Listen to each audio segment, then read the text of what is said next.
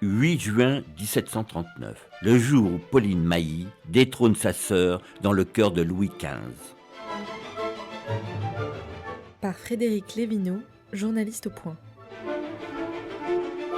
En 1739, Louis XV file de parfait amour avec sa favorite Louise Julie Mailly depuis 6 ans.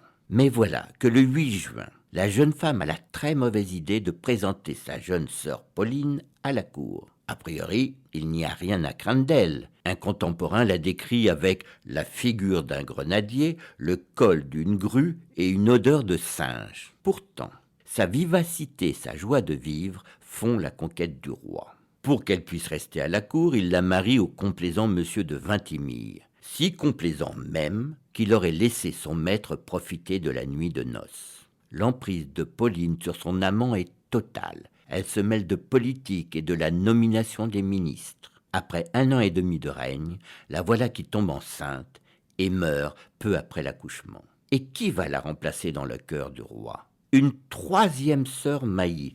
Il s'agit de Marie-Anne, marquise de Latournelle. Elle a été choisie par le cardinal de Richelieu pour espionner Louis XV à son profit. Pendant 2 ans, Marie-Anne règne en maître sur le cœur du roi, le poussant même à faire la guerre à l'Autriche. Elle commet alors la même erreur que son aînée Louise, en faisant venir auprès d'elle une 4e sœur Mailly, Diane Adélaïde. Elle aussi croit ne rien craindre d'une sœur surnommée la Grosse Réjouie. Mais cette dernière compense son physique ingrat par un humour irrésistible. Ne disait-elle pas de son époux : « Il m'a tellement trompé que je ne suis même pas sûre d'être la mère de mes enfants. » Ensorcelé, le roi lui fait partager sa couche dès que Marie-Anne a le dos tourné. Ce ménage à 3 finit par faire scandale, obligeant Diane Adélaïde à partir en province avec son époux. Marie-Anne n'en profite pas bien longtemps puisqu'elle meurt le 8 décembre 1744 dans d'atroces souffrances. Empoisonnement, péritonite, nul ne l'a jamais su.